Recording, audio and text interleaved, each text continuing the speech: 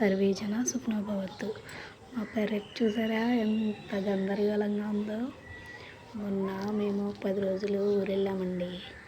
మే 15 నుంచి 27 వరకు ఊరెళ్ళాము. అప్పుడు కొంత ఇక్కడ వర్షాలు ఎక్కువగా పడ్డాయండి. చూడండి ఎంత గందరగోళం అయిపోయిందో పెరట్ అంతా. ఇక్కడ తోటకూర వేసానండి. ఇందులో ఈ తోటకూర కూడా చూసారా ఎలా అయిపోయిందో, చుక్కలు వచ్చేసిందండి. అదిగండి వాడిపోయినట్టు సగం ఆకు మాడిపోయింది కూడా.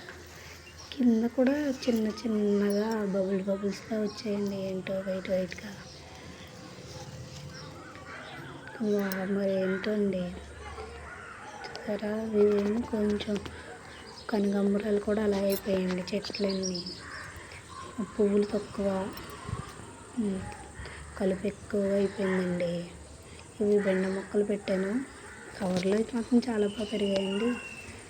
ఇదిగోండి కనకాంబరం మొక్కలన్నీ కూడా ఇందులో గోంగూర అవి ఇవి మొత్తం కలుపు ఎక్కువగా పట్టేసిందండి.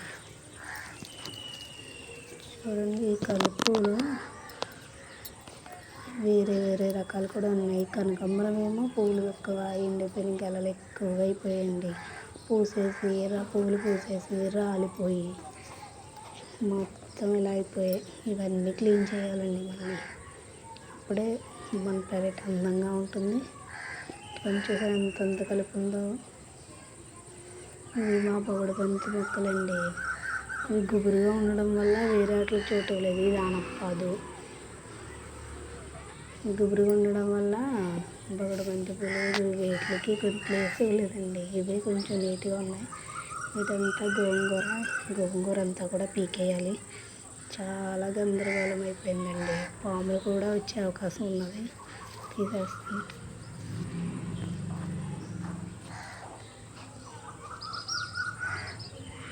కలుపు అంటే కలుపు కాదండి బాబు. ఎలా తీయాలో ఏంటో, ఎన్ని రోజులు పడుతుందో చూడాలి మరి. ఇదిగోండి ఇది ఏంటనుకుంటున్నారు. మొన్న నేను ఊరెళ్ళే ముందు వేరుశనగలు నానపెట్టాను కానీ తినడానికి టైం సరిపోలేదు అప్పుడు. అయితే ఏమైందంటే 2 రోజులు అయ్యేటప్పటికి స్మెల్ వచ్చేసాయి. అవి ఏం చేయాలా అనుకుంటుంటే ఇలా వేస్తే ఏమవుతుందా అని ఇక్కడ తెచ్చి వేసేసానండి. ఇప్పుడు మొక్కలు వచ్చాయండి. చూసారా ఎంత బాగా వచ్చాయో. ఒక్కొక్క మొక్క పొడవుగా కూడా పెరిగిపోయింది. కొన్ని వాటికి ఇప్పుడిప్పుడే ఏర్లు వస్తున్నాయండి. ఇవన్నీ కూడా పెరుగుతాయి. ఇదేం కాదు, మట్టి వేయలేదండి. గడ్డి ఉంటే ఆ గడ్డి కింద పోసాను అంతే. అవే మొక్కలు వచ్చేసాయి. ఎన్ని ఉన్నాయో చూడండి గుబురుగా. ఇదిగోండి మా పెరట్లో ఇది ఒక జామ మొక్క, ఇంకా 3 ఉన్నాయి. ఇదిగోండి దీనికి ఇదే మొదటి కాపు. ఎంత గ్రీనిష్గా ఉన్నాయో చూడండి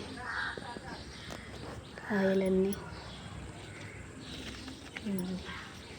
ఇక్కడ ఒక 5 కాయలు ఉన్నాయండి. చూడండి 1 2 3 4 5 కాయలు. బాయ్ అండి. మరి వేరే వీడియోతో కలుద్దాం.